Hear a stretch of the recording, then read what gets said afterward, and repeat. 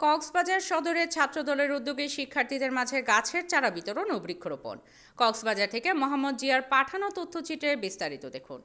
বিশ্ব পরিবেশ দিবস উপলক্ষে বাংলাদেশ জাতীয়তাবাদী ছাত্রদলের কেন্দ্র ঘোষিত বৃক্ষরোপণ কর্মসূচির অংশ হিসেবে কক্সবাজার সদর উপজেলা ছাত্রদলের পক্ষ থেকে শিক্ষার্থীদের মাঝে গাছের চারা বিতরণ ও বৃক্ষরোপণ করা হয়েছে।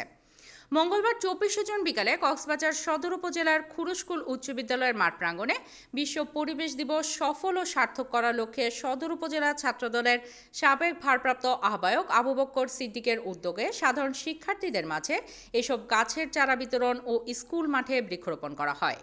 এ সময় সংক্ষিপ্ত আলোচনা সভায় আবু বক্কর সিদ্দিক বলেন, মানুষ অক্সিজেন গ্রহণ করেই বেঁচে থাকে, আর সেই অক্সিজেনের যোগান দেয় গাছ। গাছ ছাড়া পৃথিবীতে জীবন বিপন্ন হয়ে যাবে যেন শহুরেকরণ ও উদ্যোগীকরণের নামে মানুষ অনবরত গাছপালা ধ্বংস করে যাচ্ছে। তাই তিনি সকলকে গাছ লাগানোর আহ্বান জানান। এই সময় উপস্থিত ছিলেন কক্সবাজার সদর উপজেলা ছাত্রদলের যুগ্ম আহ্বায়ক এহসানুল করিম সহ বিভিন্ন ইউনিয়নের নেতৃবৃন্দ।